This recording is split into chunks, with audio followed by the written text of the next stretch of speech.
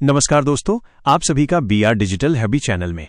इस चैनल पर हम banking, online services, digital work, education और सरकारी योजनाओं से जुड़ी लेटेस्ट और उपयोगी जानकारी बिल्कुल सरल और आसान भाषा में साझा करते हैं।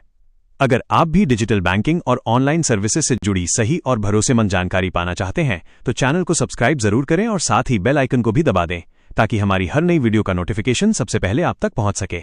आज की इस वीडियो में मैं आपको स्टेप बाय स्टेप बताने वाला हूं कि घर बैठे SBI योनो ऐप में रजिस्ट्रेशन कैसे करें और यूजर नेम तथा पासवर्ड कैसे बनाएं, वो भी बिना बैंक ब्रांच जाए। अगर आपका SBI में अकाउंट है और आप मोबाइल बैंकिंग का इस्तेमाल करना चाहते हैं, जैसे balance check, money transfer, mini statement, mobile recharge, बिजली बिल भुगतान या किसी भी बैंकिंग सेवा का ऑनलाइन उपयोग करना चाहते हैं, तो सबसे पहले आपको योनो SBI ऐप में रजिस्ट्रेशन करना होगा।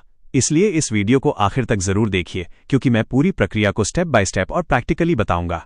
साथ ही बीच बीच में कुछ जरूरी टिप्स भी दूंगा जिससे आपका रजिस्ट्रेशन पहले ही प्रयास में सफलतापूर्वक पूरा हो जाए। अब रजिस्ट्रेशन शुरू करने से पहले कुछ जरूरी बातों का ध्यान रखिए। सबसे पहली बात, आपके मोबाइल में अच्छा नेटवर्क होना चाहिए। दूसरी बात, आपका स्टेट बैंक ऑफ इंडिया में अकाउंट होना चाहिए। तीसरी बात, आपके अकाउंट से जो मोबाइल नंबर रजिस्टर्ड है वो मोबाइल नंबर होना चाहिए और SMS वेरिफिकेशन के लिए उसी मोबाइल में वही सिम लगी होनी चाहिए। चौथी बात, अगर आप ATM कार्ड, डेबिट कार्ड के माध्यम से रजिस्ट्रेशन करना चाहते हैं तो आपके पास SBI डेबिट कार्ड और उसका ATM पिन होना चाहिए। अगर आपके पास पहले से SBI इंटरनेट बैंकिंग का यूजर नेम और पासवर्ड है तो उसके माध्यम से भी रजिस्ट्रेशन कर सकते हैं। लेकिन अगर आपके पास इंटरनेट बैंकिंग का यूजर नेम और पासवर्ड नहीं है तो चिंता करने की कोई बात नहीं है। इस वीडियो में मैं आपको इंटरनेट बैंकिंग का यूजर नेम और पासवर्ड बनाना भी स्टेप बाय स्टेप सिखाऊंगा।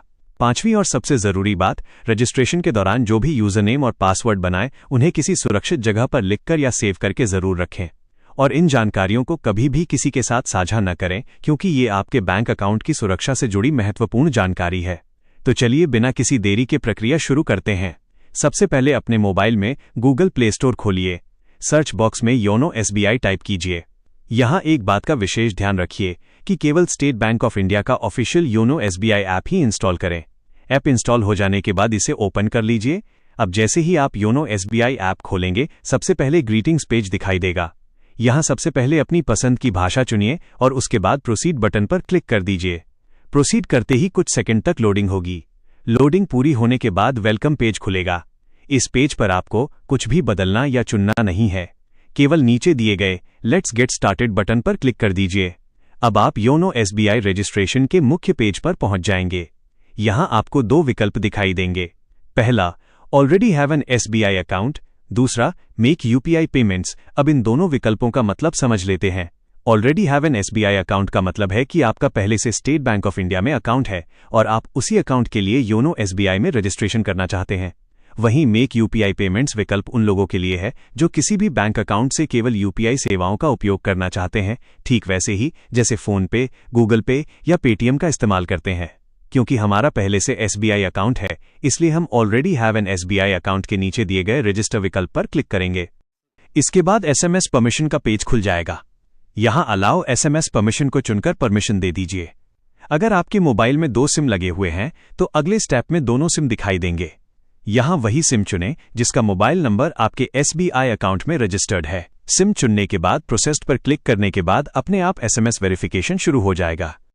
ध्यान रहे, वेरिफिकेशन के लिए आपके रजिस्टर्ड मोबाइल नंबर पर SMS पैक या वैलिड रिचार्ज प्लान सक्रिय होना चाहिए। अगर SMS सर्विस चालू नहीं होगी तो वेरिफिकेशन पूरा नहीं हो पाएगा। वेरिफिकेशन सफल होने के बाद अगले पेज पर आपके SBI अकाउंट होल्डर का नाम दिखाई देगा। अगर स्क्रीन पर दिखाई दे रहा नाम आपका ही है तो आगे बढ़ जाइए, लेकिन अगर गलती से किसी दूसरे व्यक्ति का नाम दिखाई दे तो इसका मतलब हो सकता है कि उस मोबाइल नंबर से किसी और SBI अकाउंट का भी रजिस्ट्रेशन हुआ हो। ऐसी स्थिति में नॉट यू विकल्प पर क्लिक कीजिए और सूची में से अपना सही SBI अकाउंट चुन लीजिए।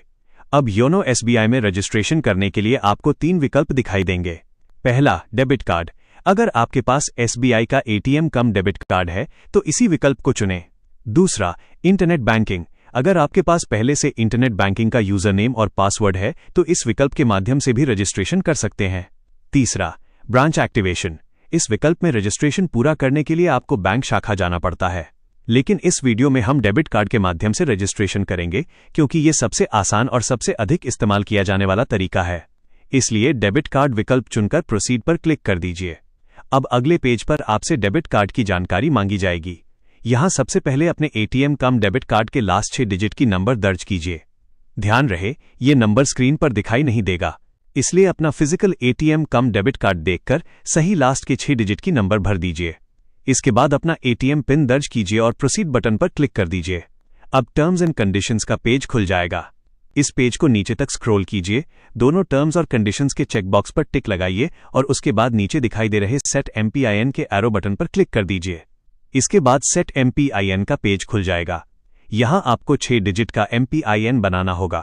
स्क्रीन पर एमपीआईएन बनाने के कुछ उदाहरण और आवश्यक निर्देश भी दिए गए होंगे। उन्हें देखकर एक मजबूत और आसानी से याद रहने वाला एमपीआईएन बनाइए। एमपीआईएन दर्ज करने के बाद उसे दोबारा कंफर्म कीजिए और प्रोसीड बटन पर क्लिक कर दीजिए। अब अगले पेज पर आपको ये संदेश दिखाई देगा, congratulations, you have successfully registered for YONO mobile. इसका मतलब है कि योनो एसबीआई में आपका रजिस्ट्रेशन सफलतापूर्वक पूरा हो चुका है। अगर आप इसी समय इस पेज से बैक आ जाते हैं और दोबारा योनो एसबीआई ऐप खोलते हैं तो आप फिंगरप्रिंट या फिर अभी बनाया हुआ एमपीआईएन डालकर आसानी से लॉगिन कर सकते हैं। यहां आपको I have a referral code का भी एक विकल्प दिखाई देगा। इस विकल्प को देखकर बिल्कुल भी परेशान होने की जरूरत नहीं है। अगर आपके पास रेफरल कोड है तो उसे दर्ज कर सकते हैं, और अगर नहीं है तो इसे ऑप्शनल छोड़ दीजिए। इससे आपके रजिस्ट्रेशन पर कोई भी असर नहीं पड़ेगा। लेकिन अगर आप योनो रजिस्ट्रेशन के साथ साथ इंटरनेट बैंकिंग का यूजर नेम और पासवर्ड भी बनाना चाहते हैं ताकि बाद में बैंक शाखा न जाना पड़े, तो इस पेज से बैक मत जाइए। यहाँ would you also like to create your internet banking user name and password के सामने दिए गए चेकबॉक्स पर टिक लगाइए और उसके बाद प्रोसीड बटन पर क्लिक कर दीजिए। अब अगले पेज पर आपको ट्रांजैक्शन राइट्स चुनने का विकल्प मिलेगा। यहां आपको 3 ऑप्शन दिखाई देंगे, व्यू, लिमिटेड और फुल। चलिए इन तीनों विकल्पों का मतलब समझ लेते हैं। पहला, व्यू ऑप्शन। अगर आप व्यू विकल्प चुनते हैं तो आप केवल अपने अकाउंट की जानकारी देख सकते हैं, जैसे account balance, account statement, interest certificate, loan details और अकाउंट से जुड़ी अन्य जानकारी। लेकिन इस विकल्प में आप मनी ट्रांसफर, बिल पेमेंट या किसी भी प्रकार का फाइनेंशियल ट्रांजैक्शन नहीं कर सकते। दूसरा, लिमिटेड ऑप्शन। अगर आप लिमिटेड विकल्प चुनते हैं तो आपको व्यू वाले सभी फीचर्स मिल जाते हैं।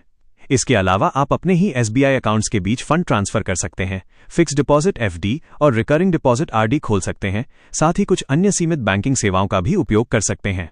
तीसरा, फुल ऑप्शन। अगर आप फुल विकल्प चुनते हैं तो आपको इंटरनेट बैंकिंग की लगभग सभी सुविधाओं का उपयोग करने की अनुमति मिल जाती है, जैसे fund transfer, bill payment, mobile recharge, beneficiary add करना और लगभग सभी प्रकार के फाइनेंशियल ट्रांजैक्शंस। अगर आप इंटरनेट बैंकिंग का पूरा उपयोग करना चाहते हैं तो फुल विकल्प चुनना सबसे बेहतर रहेगा।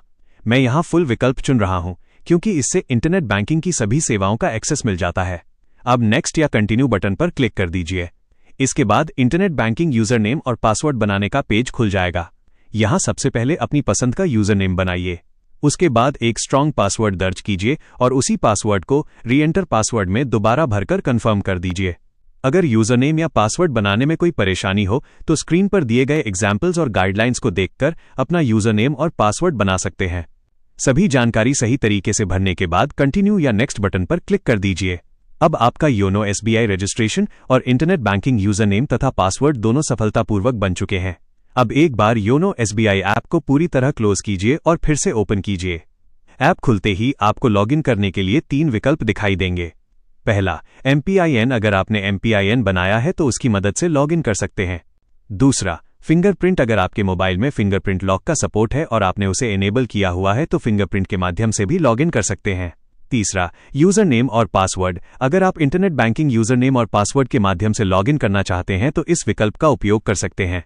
आपको जो भी तरीका सबसे आसान और सुविधाजनक लगे उसी के माध्यम से योनो एसबीआई ऐप में लॉगिन कर सकते हैं।